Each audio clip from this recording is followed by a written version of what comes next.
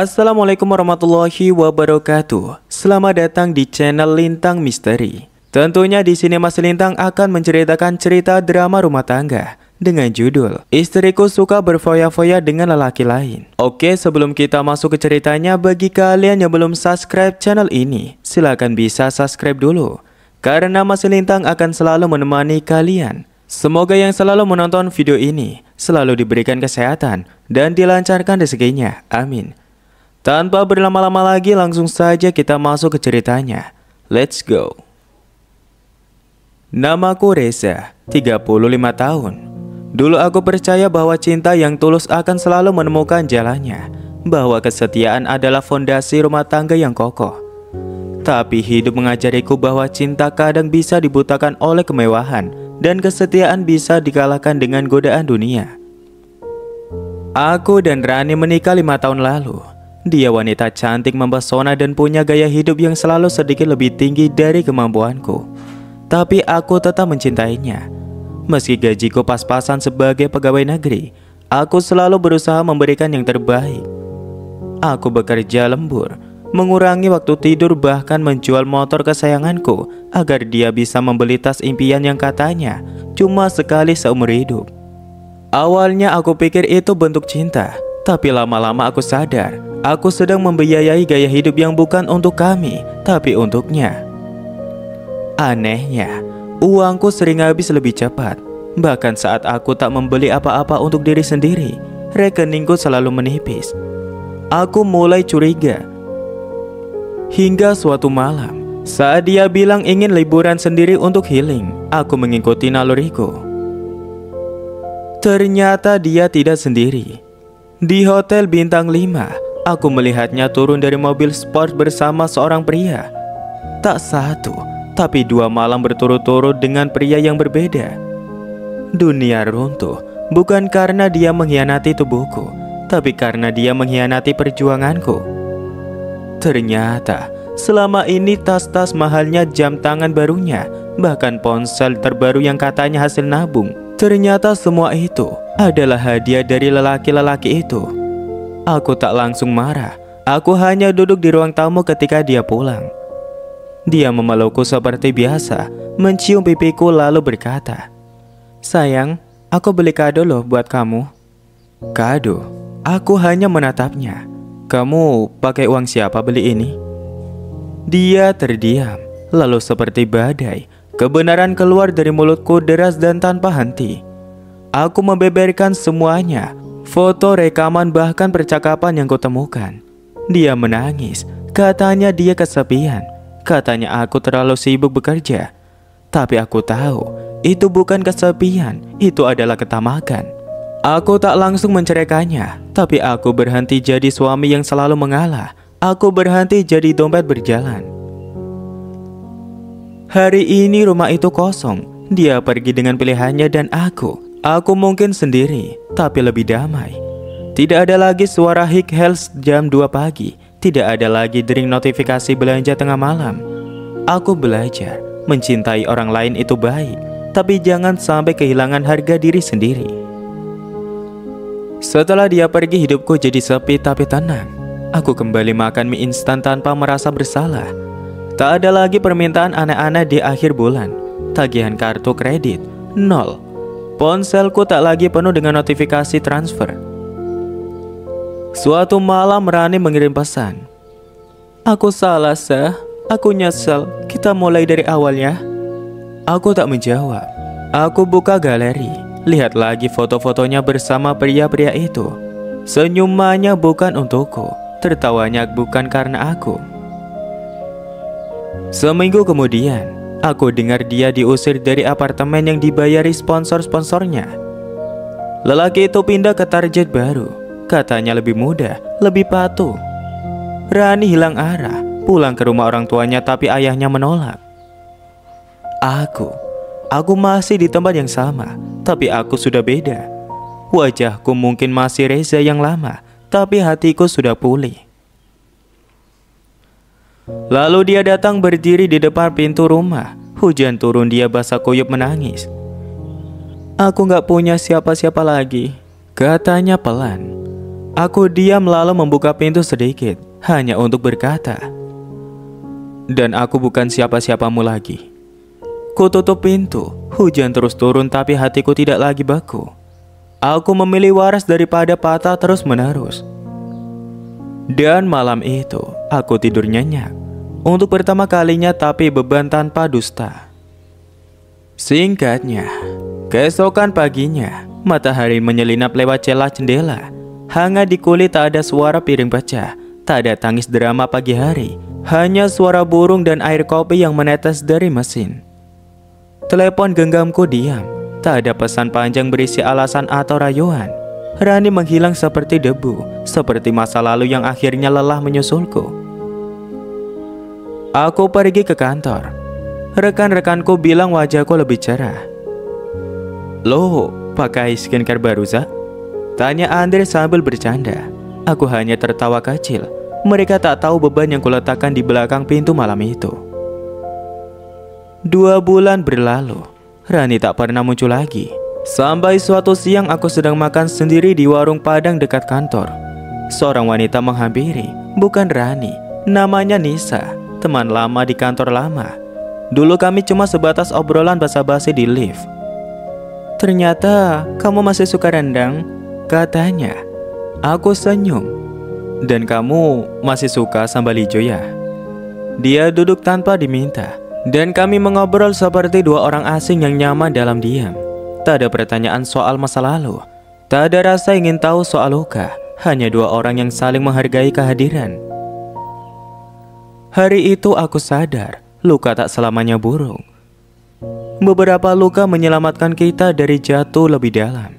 Dan Rani, terakhir aku dengar dia mencoba hidup lebih sederhana. Kabarnya jadi admin toko online. Mungkin dia berubah, mungkin tidak. Tapi itu bukan urusanku lagi. Karena hidup mengajarkanku satu hal. Kadang kehilangan adalah pintu menuju tenang. Dan aku baik-baik saja. Lebih dari sekedar baik. Aku hidup tanpa basa-basi, tanpa drama. Hari-hari berlalu tanpa guncangan. Hidupku perlahan jadi seperti air sungai yang tenang, mengalir tanpa hambatan. Dulu aku pikir rumah tangga yang sukses adalah tentang bertahan meski penuh luka. Sekarang aku paham, kadang bertahan justru membuat luka itu terus berdarah. Nisa mulai sering hadir dalam hari-hariku. Awalnya cuma makan siang bareng, lalu jadi tukar kabar tiap malam. Dia tak pernah memaksa, tak pernah mengorek masa lalu. Dia hanya duduk dan mendengar saat aku bicara. Dan ketika aku diam, dia juga tahu caranya menemani tanpa satupun kata. Satu sore, kami duduk di taman memandangi anak-anak kecil bermain bola. Aku menatapnya. Sederhana, tanpa make up tebal, tanpa parfum yang menusuk. Tapi ada sesuatu di dirinya yang tak kupahami. Ketulusan, mungkin. "Kenapa kamu gak pernah nanya soal mantan istriku?" tanyaku akhirnya. Dia tersenyum kecil menatap ke arah langit senja. "Karena aku gak mau mencintaimu sambil membenci masa lalumu. Aku mencintai kamu. Iya, kamu yang sekarang, bukan kamu yang dulu." Kalimat itu sederhana, tapi bagiku seperti obat penenang yang lama ku cari.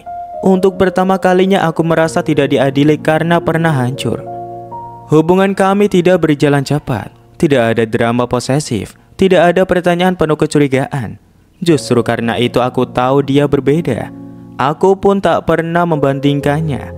Karena hidup bersamanya seperti kembali ke titik nol. Titik yang bersih, tenang dan jujur. Singkatnya, 3 bulan kemudian aku mengajaknya bertemu di tempat makan pertama kali kami duduk bersama. "Nisa," kataku sambil menyerahkan secari kertas. Dia membuka lipatannya, surat pengunduran diriku dari pekerjaan lama, dan formulir pindah ke kota tempat dia bekerja sebagai konsultan paruh waktu. "Aku mau mulai dari awal, tapi kali ini bukan sendirian." Dia terdiam, matanya berkaca-kaca, lalu dia mengangguk. Dan untuk pertama kalinya dalam hidup aku merasa membuat keputusan yang bukan karena tekanan, bukan karena paksaan, tapi karena hati yang benar-benar ingin. "Rani," dia sempat mengirim pesan ucapan ulang tahun. "Semoga kamu bahagia, Zah." Tanpa embel-embel minta kembali, tanpa drama, hanya satu baris kalimat pendek. Dan untuk pertama kalinya aku membalas, "Terima kasih, semoga kamu juga menemukan damai dalam hidupmu." Aku tak tahu apakah dia menangis membaca itu, tapi aku tahu, aku tidak. Karena terkadang kebahagiaan bukan soal siapa yang mendampingi kita lebih lama, tapi siapa yang datang saat kita paling butuh seseorang untuk bilang, "Aku gak kemana-mana." Dan kali ini aku tidak akan salah memilih. 6 bulan setelah kepindahanku, aku dan Nisa tinggal di sebuah rumah kecil pinggir kota. Tidak mewah, tapi hangat. Dindingnya penuh tawa bukan teriakan. Lantainya dilintasi oleh langkah yang tenang, bukan kaki yang terburu-buru menuju pesta. Pekerjaanku baru, lingkungannya sehat. Dan setiap malam aku pulang bukan ke istri yang memicingkan mata karena isi rekening, tapi ke wanita yang bertanya, "Mau makan dulu atau peluk dulu?" Hidup terasa seperti musik pelan yang tak perlu lirik, tapi tetap bisa bikin hati tenang. Lalu, suatu hari Rani muncul kembali. Dia tidak datang mengetuk pintu, tapi seseorang mengirimiku amplop coklat ke kantor. Tanpa nama pengirim, isinya foto Rani bersama seorang anak kecil yang belum pernah kulihat. Di balik foto itu tertulis, "Namanya Malik, dia anakmu." Darahku berhenti mengalir sejenak. Mataku tak berkedip. Aku menatap foto itu lama. Anak itu, hidungnya mirip punya aku, matanya juga. Aku pulang membawa foto itu, duduk berhadapan dengan Nisa. Dia menatapku diam, lalu seperti biasa dia hanya bertanya, "Kamu percaya?" Aku geleng kepala pelan. Aku gak tahu, tapi kalau benar aku gak bisa pura-pura gak ada. Nisa menatapku lama lalu bicara pelan, "Kalau itu anakmu, kita urus bareng. Kalau bukan, kita tetap lanjut. Tapi satu hal, jangan biarkan masa lalu mengikatmu lagi." Esoknya aku mencari Rani. Nomornya sudah tidak aktif, tapi akhirnya lewat kenalan lama aku menemukannya di sebuah kontrakan kecil, bekerja sebagai kasir minimarket. Dia tampak kaget melihatku tapi tidak melawan. "Kenapa baru sekarang?" tanyaku tanpa basa-basi. Dia menunduk. "Aku gak yakin kamu mau tahu. Aku malu, Sah. Tapi aku gak punya siapa-siapa lagi." Dan Malik mulai tanya, "Ayah aku siapa?" Tes DNA dilakukan, dan hasilnya tak bisa dibantah. Malik memang anakku. Dunia berhenti sejenak, tapi kali ini bukan karena amarah, bukan juga karena luka, tapi karena sebuah kenyataan yang harus kupeluk. Entah aku mau atau tidak. Aku bicara dengan Nisa malam itu. Aku gak akan ambil hak asuh. Aku gak akan seret Rani ke pengadilan. Tapi aku juga gak akan jadi ayah yang absen. Nisa menatapku, lalu menarik nafas dalam. "Kamu tetap ayah yang bisa aku banggakan. Lakukan apa yang benar, tapi jangan biarkan itu menggerus kebahagiaan yang udah kita bangun." Minggu pagi berikutnya, aku mengajak Malik jalan-jalan. Dia tidak banyak bicara, tapi genggaman tangannya di jariku cukup untuk menjelaskan semuanya. Aku tak tahu dia akan tumbuh seperti apa, tapi aku tahu satu hal, aku tidak akan mengulang kesalahan yang sama. Rani tak minta kembali, dan aku tak punya niat ke sana. Kami bicara seperlunya, dewasa tanpa racun masa lalu. Dan Nisa, dia masih di rumah yang sama dengan senyuman yang masih menjadi pelabuhan pulang. Di ruang tamu, foto keluarga kami bertambah satu. Malik ikut dalam bingkai itu. Di tengah semua yang pernah hancur, aku membangun ulang perlahan, jujur, dan kali ini tidak sendiri.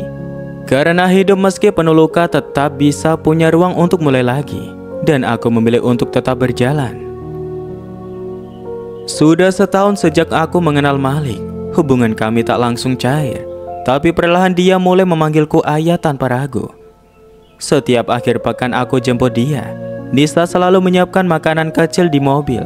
Dan Malik, anak cerdas itu, selalu duduk di belakang sambil nyerocos cerita tentang dinosaurus atau robot.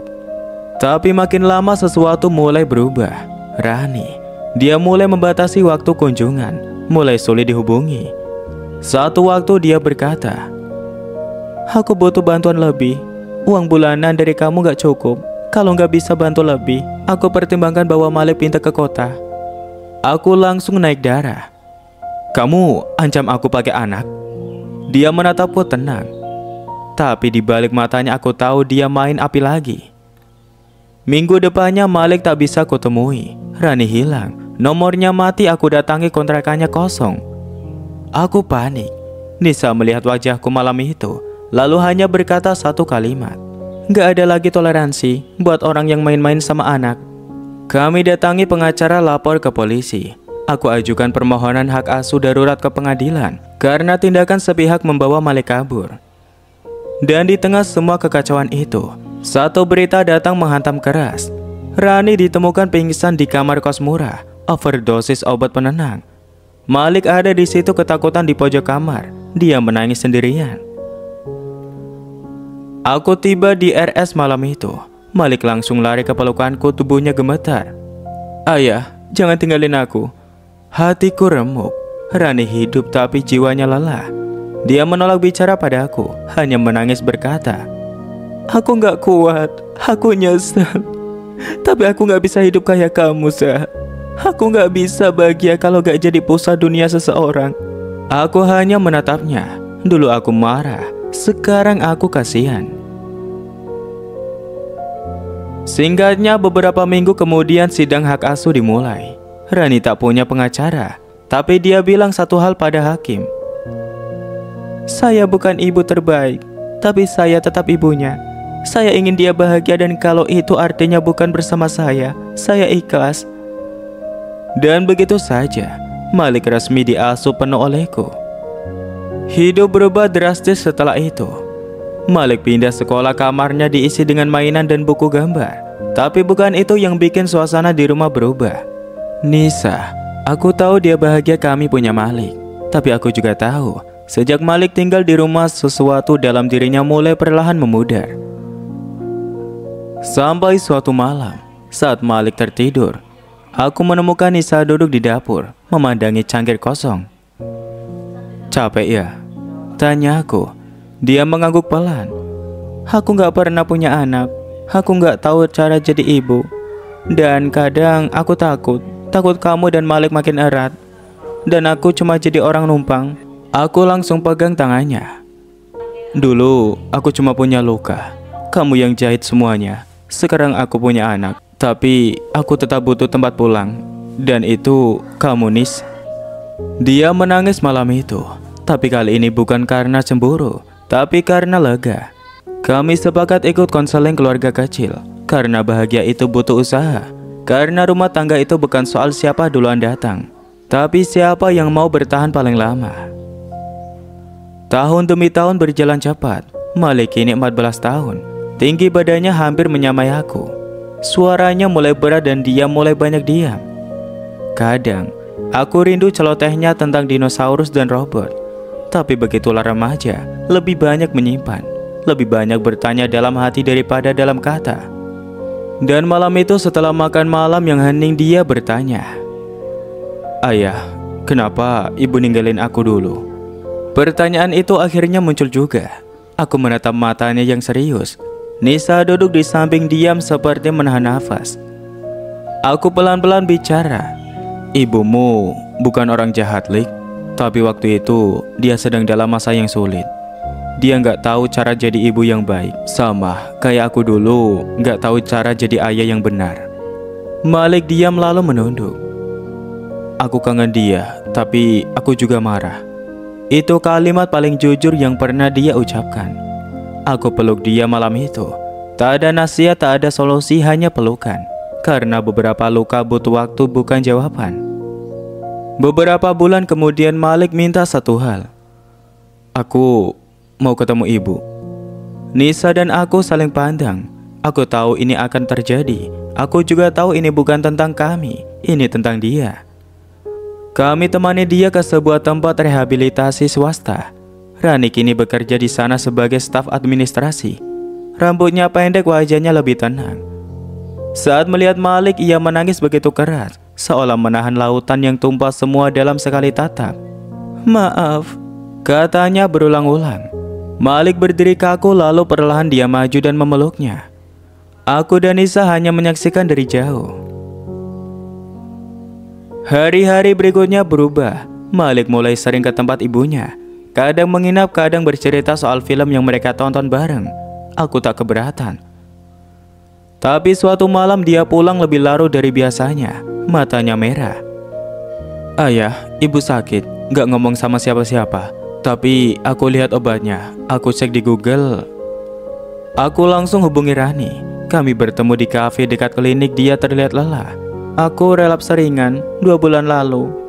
Aku malu, Sah. Aku gak mau bikin kamu dan Malik repot lagi. Aku menatapnya. Rani yang sekarang jauh berbeda dari yang dulu. Dulu dia keras kepala dan egois. Sekarang dia lebih jujur pada kelemahan dirinya sendiri. Kalau kamu jatuh lagi, bilang, kita bisa bantu bukan demi kita, tapi demi Malik. Dia menangis, tapi bukan karena lemah, justru karena akhirnya merasa tidak sendiri. 3 bulan kemudian Nisa dinyatakan hamil. Aku tak tahu harus menangis atau tertawa. Tapi aku tahu satu hal, hidupku akan kembali berubah. Kali ini bukan karena luka, tapi karena harapan. Malik tahu berita itu lebih dulu dari Nisa. Dia duduk di meja makan, senyum kecil di wajahnya. Aku bakal punya adik. Aku angguk. Dia diam sebentar lalu berkata, makasih udah gak nyerahin aku waktu itu. Aku akan jadi kakak yang baik. Aku lihat ke mata Nisa lalu ke Malik. Dan aku sadar, dari reruntuhan rumah tangga yang dulu penuh dusta, aku membangun istana kecil dengan cinta yang jujur walau tidak sempurna. Karena ternyata hidup tak selalu tentang awal yang baik. Kadang yang terpenting adalah siapa yang bertahan sampai akhir, tanpa harus saling menyakiti di tengah jalan. Singkat cerita, 4 tahun kemudian, Malik ini berusia 18 tahun. Tubuhnya tinggi atletis, punya sorot mata yang tajam tapi dalam. Ia diterima di jurusan psikologi Universitas ternama di Jakarta. Waktu itu, kami duduk bertiga di meja makan. Aku, Nisa, dan Malik. Di tengah obrolan ringan soal kuliah, Malik tiba-tiba berkata, aku pengen kuliah sambil kerja, biar gak terlalu tergantung sama ayah. Aku tersenyum kecil. Bangga, jelas. Tapi di balik itu, ada rasa yang diam-diam mencubit. Anak itu bukan anak kecil lagi. Adiknya Aira baru berusia 3 tahun. Rambut ikalnya diwarisi dari Nisa. Dan kebiasaannya tidur sambil narik bantal, murni dari aku. Setiap malam Malik suka bacakan cerita buat Aira. Suaranya tenang, kadang dia nyanyi pelan kalau adiknya susah tidur. Dan kadang aku melihat Nisa berdiri diam di pintu kamar. Matanya berkaca-kaca melihat Malik dan Aira bersama. Aku takut kehilangan dia, katanya suatu malam. Aku paham maksudnya. Malik akan pergi, memulai hidupnya sendiri.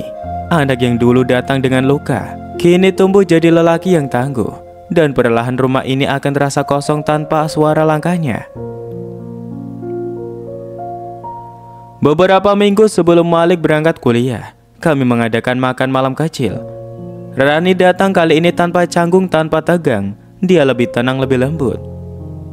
Di tengah makan, Malik berdiri dan mengetuk gelasnya. Aku cuma mau bilang, aku punya 2 ibu di hidupku. Satu yang melahirkanku, satu yang membesarkanku. Dan kalian berdua, dua-duanya perempuan yang paling kuat yang pernah aku kenal. Tak ada yang tahan air mata malam itu. Hari kepergian Malik datang juga. Dia peluk Aira erat, peluk Nisa lebih lama. Dan saat aku memeluknya, dia berbisik, jaga ibu dan Aira, aku bakal sering telepon. Mobil itu menjauh, dan jalan di depan rumah terasa lebih lebar, lebih sunyi. Tapi tidak kosong, karena cinta yang tumbuh di rumah ini tidak pernah pergi. Singkat cerita, 2 tahun kemudian, suatu sore teleponku berdering. Malik.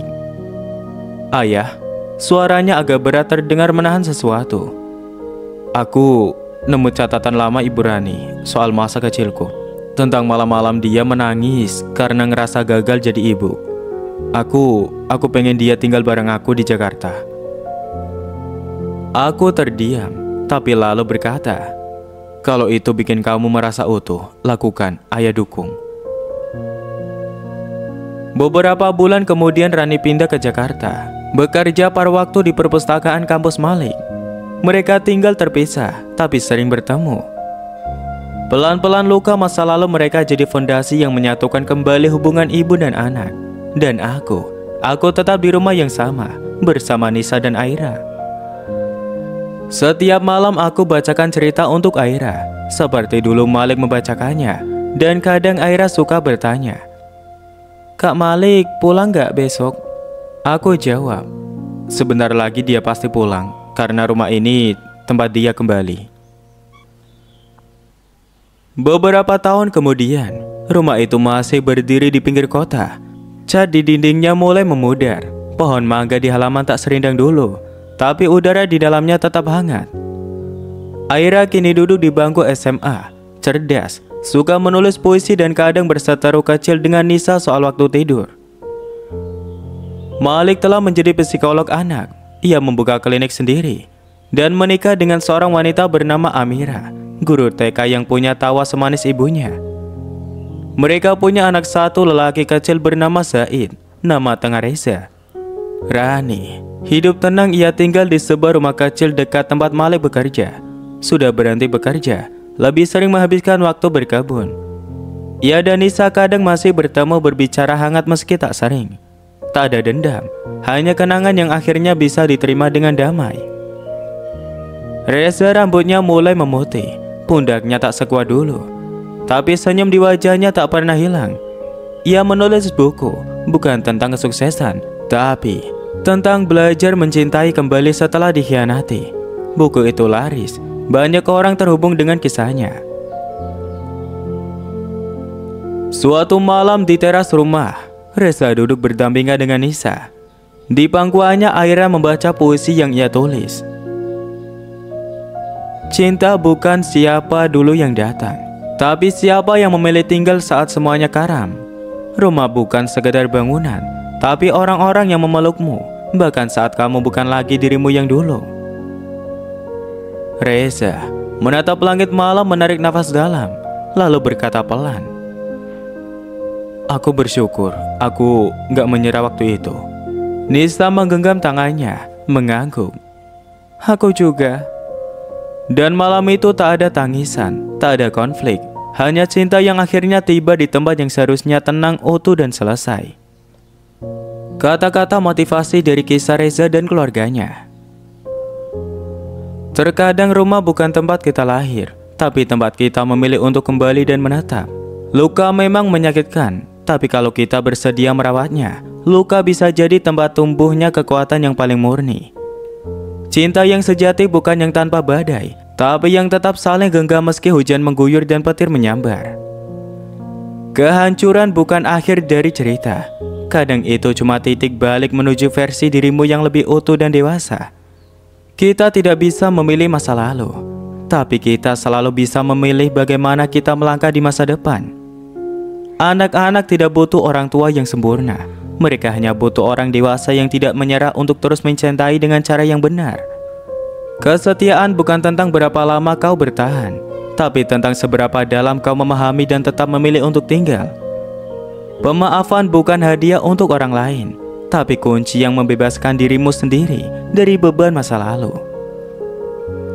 Keluarga tidak selalu dibentuk dari darah, tapi selalu dibentuk dari pilihan untuk saling menerima, mencintai, dan tumbuh bersama.